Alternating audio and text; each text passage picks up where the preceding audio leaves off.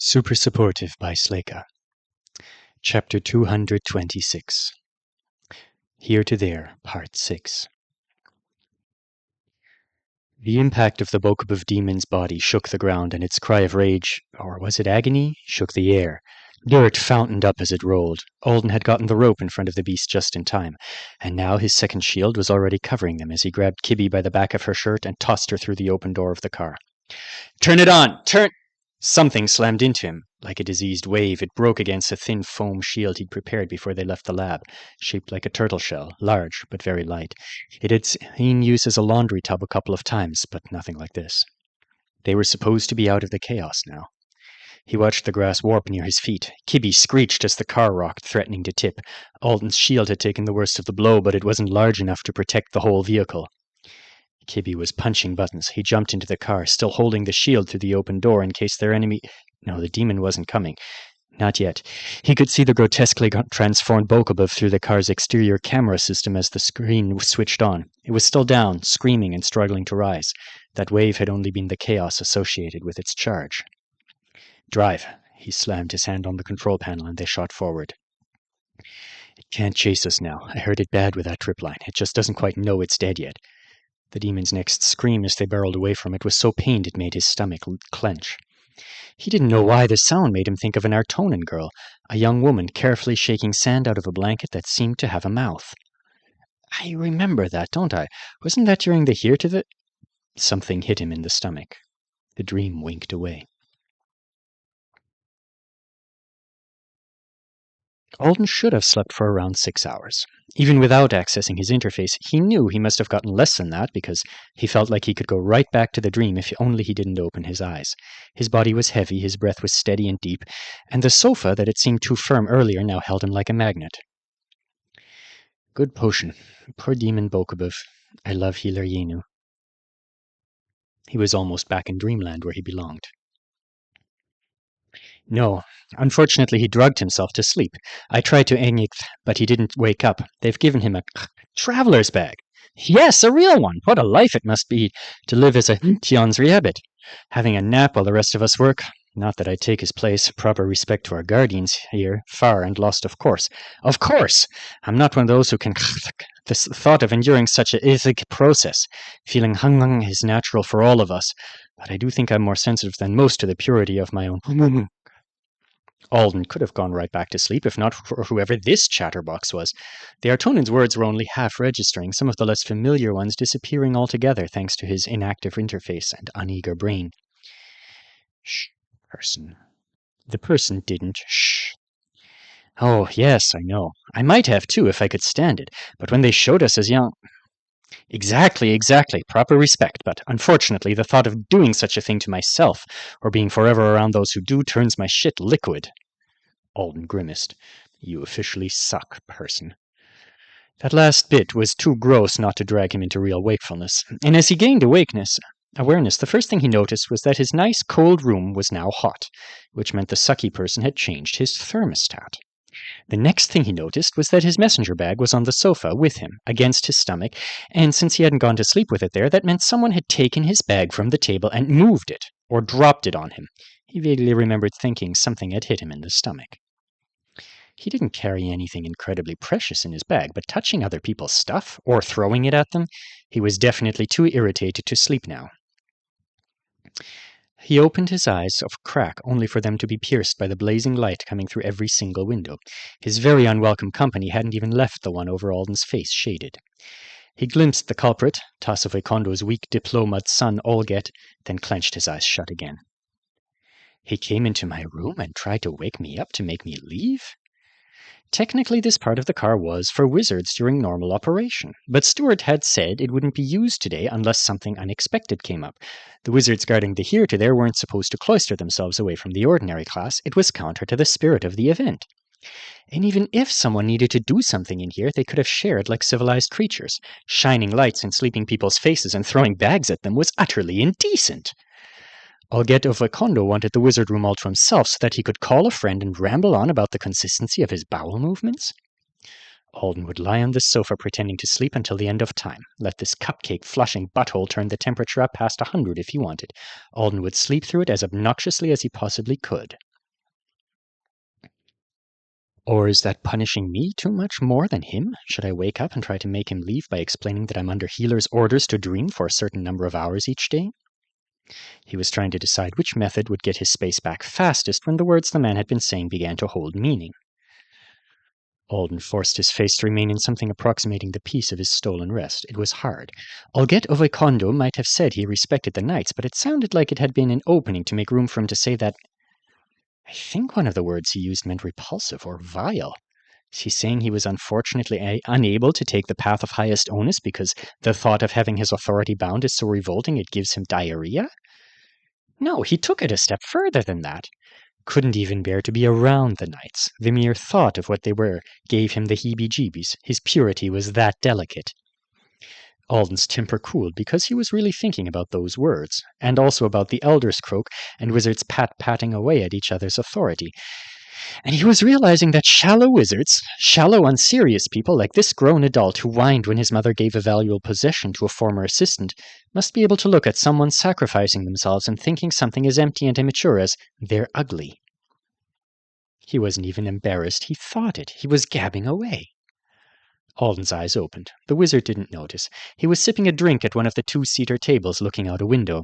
They'd coupled with the larger train while Alden slept, and a string of long white cars in front of them was visible as they all curved to the right for a direction change that had no visible reason. The wizard had already had his little say about knights, and now he was having a little say about the here-to-there he'd agreed to protect. Someone named Mutty was hearing that this day was a tragedy and a betrayal. His mother's devotion to the village, his own devotion to the village, the gifts given, it was all so unfair to Olget of Ekondo. These people had no real loyalty. They should have supported him as the next village master. They were supposed to be his inheritance. Instead, his mother was sending them off with many other things that were supposed to be his inheritance. She intended to die broke sometime this century. One of her two bound wands was now ruined, and none of his siblings cared enough to protest. Olget was having such a sad day, forced to pretend none of it bothered him, stuck on a train with a drugged human who could not be irritated into leaving. I can't believe I wanted to be spiteful to this person, Alden thought, watching him with an emotion he wasn't sure he'd ever experienced before. Something fairly cold, detached. Disappointed not in Olget of Ekondo, but in society, maybe. What's the point? He decided he would sit up and tell Olget to go away plainly and politely. Firmly, if politely didn't work. This man wasn't worth his anger, and he certainly wasn't worth Stuart's time. But before he could rise and do it, the door to the room slid aside, and a grouchy Bethe stepped in. His dull red coat was as pristine as it had been when they left this morning. What are you doing in here? He asked. Olget scrambled out of his chair. Tion Bethe, I was making a quick call. Important business. Bethe looked at the drink on the table in front of the wizard, then at the temperature control panel. Quick? I've just finished. Nobody else has needed to come in here on this trip. I don't understand how you could have missed our votary's request that our avowed remain untroubled. He put it on the telling push. Are your eye rings malfunctioning? No, I just haven't accessed the leaves recently. How irresponsible of you. Bethe's tone would have eaten through steel. Get out. Take your important calls elsewhere. Olget looked offended, but he moved. He glanced at Alden as he went, purpled at seeing him awake, and rushed for the door. Wait. The wizard froze beside Bethe. Don't sit near the Boar family, said Bethe, and don't speak to Orobor Elder again. You've known the Boars my whole life. Why, I don't know what her son might have said about me. He has a quarrelsome personality. Orobor is my mother's assistant. She heard my every step as a child. You don't have any cause to tell me. One wand is hers until the last closing of her eyes, as your mother wishes. The other will also be bestowed as your mother wishes. Let Orobor enjoy this day, without worrying about a wizard's feelings. Bethe was actually less harsh when he said that. Alden wouldn't describe his demeanor as pleasant, but he'd managed to sound neutral. Olget of Ekondo's hands clenched. I'm not someone who behaves as improperly as you seem to think. That you have that impression of me it's... He stalked from the room without finishing the thought. The Auriad he'd lost control over earlier didn't make an appearance. Alden had watched for it. Bethe slid the door shut and headed for the temperature panel. This is much too hot for you, he said. Isn't it? It's not even ideal for me. Reminded of the awkward way the knight had handed him a worm earlier, Alden didn't tell him not to bother with the controls. Thank you. He got up to put his bag back beside his carved Odie egg. Then he tapped the lamps back on and carried Olget's cup to the drink dispenser, pressed the button that pulled it down to wherever the dishes went to get cleaned. That man, careful with the pronunciation, he has grown nothing and he plants nothing. Bethe continued to look at the panel even though he'd already set it. You said that well. I shouldn't have insulted your speech this morning. I was already upset about something else, and I had a yell waiting in my throat because of it. That happens sometimes. I appreciate your understanding. Don't pick up the large box with the green corners when we unload. Riada and Emban have set a trap they think I don't know about, and they'll be disappointed if it catches anyone but me. Green-cornered box is booby-trapped, got it. Bethe left him to his rest, which was easy enough to get back to with the potion still in his system. When he woke up again, it was because the train was approaching their station.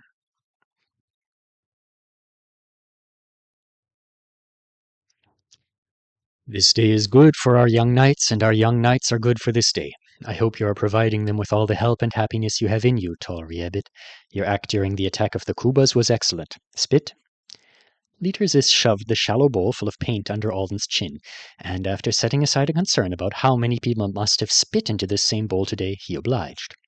Two of Leiterzis's fingers began zigzagging through the spit, mixing it into the coral-colored paint while he hummed. Kibby would be so into this. Alden was sitting on the bench he'd been carrying to one of the haulers waiting outside the station. Leiterzis had caught him halfway and told him it was his turn to have paint applied to his face. Mr. Stripesout had gotten hold of every other participant in the here-to-there while Alden slept. The wizard was still topless, shoeless, and looking a little like a wild creature that didn't belong in this setting. The city they'd arrived in was nowhere Alden had ever heard of. He wasn't a geography geek who knew the name of every mid-sized city on Earth, and certainly not on the Tri-Planets. There was something eye-opening about stepping off a train into a place he knew was average for this world, and thinking it outshone much of what he'd seen so far living on Anesidora, where the concentrated wealth, magic, and beauty sometimes felt surreal. The station was protected from the elements not by a ceiling and walls, but by a cocoon of sand in colors ranging from white to a dark reddish-brown. The sand was in constant motion, flowing around the station and high above it to form moving pictures that were related to the region, animals, plants, people in shirts with tasseled sleeves that blew in the wind. There were no advertisements anywhere, but there were poems about journeys written on the floor, with seats grouped around each one. Stalls provided food, drink, and potions, and a few of them were unstaffed, their offerings laid out invitingly for anyone to take. Artona One was not a place where you were expected to pay for hygiene supplies or a simple cup of tea. They even had free tablets, old but functional. On the Artonas, the ordinary class worked for prestige fulfillment, to acquire luxuries, or to avoid being looked down on by their neighbors. Everyone could live from birth to death, at a natural old age, fed, clothed, healed, and housed, without contributing to the labor of the community. But, as on Anesidora, most people did work, and many worked a lot. Some devoted their lives to a career, others devoted themselves to the career of a wizard they assisted, like the Boar family. Orobor Elder was sitting beside one of the poems, running her wrinkled fingers over the box that held the wand. Bethe kept an eye on her even as he chased down one of the Oodi feathers that had exploded out of the container with green corners. Alden thought the knight would be relieved to get Orobor safely tucked away in the new house. Judging by the sound he'd made when a little kid bumped into Orobor's knee as they disembarked, he thought the old woman and the wand would both break if they were exposed to a strong breeze. Fun choice on old Tass's part, said Leiterzis as his humming ended. One of his eyes had strayed to see what Alden was looking at. Magnanimous, loving, but also fun. There is a ritual to pass a bound wand made of Eskia to an heir. Such wands gain influence as they age. But if she had any desire to do that, she wouldn't have allowed it to be separated from her for even a day. Alden scanned the station until he caught sight of Olget. He was helping with the unloading. Lift your chin. Having seen the artwork on everyone else's face, Alden knew what to expect. Leiterzis drew a curve under his right eye with a finger coated in the paint, then slowly dragged the finger up his temple and over his brow, stopping before he reached the center of his forehead and curved it upward. The shape was like a hook or an unfinished S. And there was an odor. He was hoping it was Leiterzis himself and not the paint. The guy hadn't freshened up at all since the start of the day. He had dirt on his chest, Kuba ingredients in his hair, and his lips were stained with something red that he must have consumed. Alden's theory was that the wizard was collecting debris from the whole journey with his body to perform his spell later. He was proud of himself for coming up with this interpretation because it sounded like something Porty Loath might do. Leiterzis was a little more serious about all of this than first impressions had led everyone to believe. "You've worked hard to make the here to there better," Alden said. The preparation required for the kubas, the cart, and wind memorizers, staying on his feet for the whole train trip and applying paint to every face, he'd been going all day, and possibly all of yesterday, too. "A master wizard can't be lazy." Leiterzis set his paint bowl beside Alden on the bench and stepped back to twist his spine in a stretch. Then he reached for his toes. "And we must sometimes be tricky. Communal magic requires participation from others, but it's so tedious and time-eating to organize hundreds of people. And then you have to keep them from getting bored while the ritual steps are completed. I've discovered that it's better to build my spells around people who are already organized and entertained. If my wealth and my body can withstand 300 more days like this one, then I should do well when my contributions and expertise are next evaluated. And everyone loves a celebration." He straightened and picked up his bowl again. "If the paint comes off during your usual activities, it's fine, but please don't try to remove it. And think about memories of home with one half of your... whenever you're not thinking of something else is enough." "If this spell affects the mind, Master Leiterzis, I don't think I should be part of it." "Don't worry, another has already worried on your behalf and asked me to submit my ritual design to him so that he could send it to someone he trusts more for evaluation." "I'm sorry." "Don't apologize. That wonderful young ingredient doesn't need to apologize either, and he knows it. If only we were conducting the spell in the land of his blood." Leiterzis was grinning at Stuart, who was sweeping the main pile of feathers back into the box with his aureate. "Did you call Stuart an ingredient?" "Yes, I have interesting ingredients today. Several of them." "I might also need to leave before the after-party, or during it. I have a class I shouldn't miss." The schedule for the last half of the here to there was looser, since it depended on when the wizards finished performing ceremonial magic at all the new houses. Leiterzis gasped and turned to look back to him. "How long is this class? I've already painted you and arranged to fold in your earthliness." "It's 2 hours. That's around... Only that long? Then it's fine. No proper after-party would last for less time than that." Leiterzis relaxed. "We'll do it before you leave or after you return." "I guess I could return." Leiterzis left him a minute later. Alden caught the sound of him saying leaf-eyed ingredient to himself and chuckling as he walked away. A note from Sleyca.